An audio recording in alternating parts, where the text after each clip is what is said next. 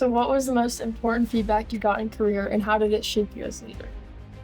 Well, I've gotten a lot of feedback in my career, but I think one of the things that I got early on in my career, it was actually my first job when I was at Procter & Gamble. The person I was working for said, what do you think is going to be the most important brand that you ever manage? And being I was at P&G, it was like, I don't know, Tide, Crest, whatever. And he said, no. He said, the most important brand you're ever going to manage is the Kempczinski brand. That struck home for me because when you think about it, your reputation is much like a brand. How others perceive you, how you manage your brand, that in my career, I've found to be a great piece of advice. It's like your own little personal statement right there. Yeah, exactly. Yeah. It was like a brand influencer before there was such a thing.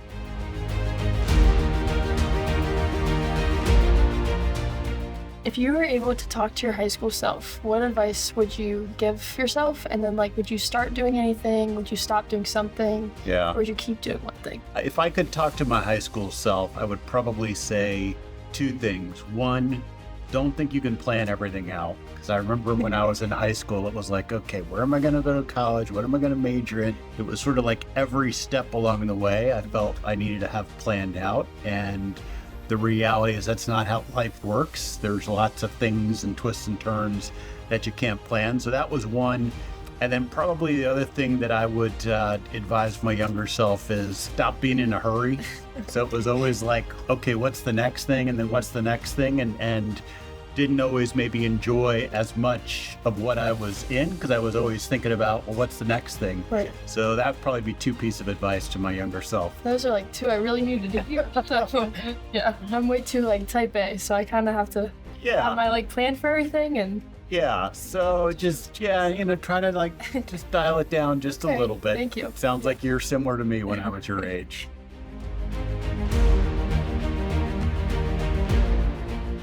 Did you have any specific moments or an epiphany that made you a leader yourself? Not really. Part of it is it just happens over time where in the beginning of your career, you're just trying to do your job. So you're assigned a task, you're just trying to do the job. And then if you do that enough times, people start to say, okay, I think this person actually knows what they're doing, and maybe I'll put them in charge of a couple people or 2 or 3 people. And then through that, you kind of demonstrate, okay, can you actually work through a couple other people? Can you give them direction? And then over time, you get bigger and bigger responsibilities. So it's not something where sort of it happens at a moment and it's all of a sudden you become a leader. I think it's something that just sort of evolves naturally over time. And the biggest thing that I've had to learn about being a leader is it's all about how do you work through other people. When people ask you, what do I do? Most of what I do is I try to do it through other people.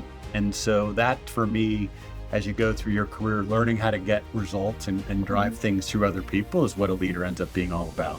Did that shape you in the way you lead? It did, because I assumed early on when I was a leader that everybody was like me. So the same things that motivated me would motivate them.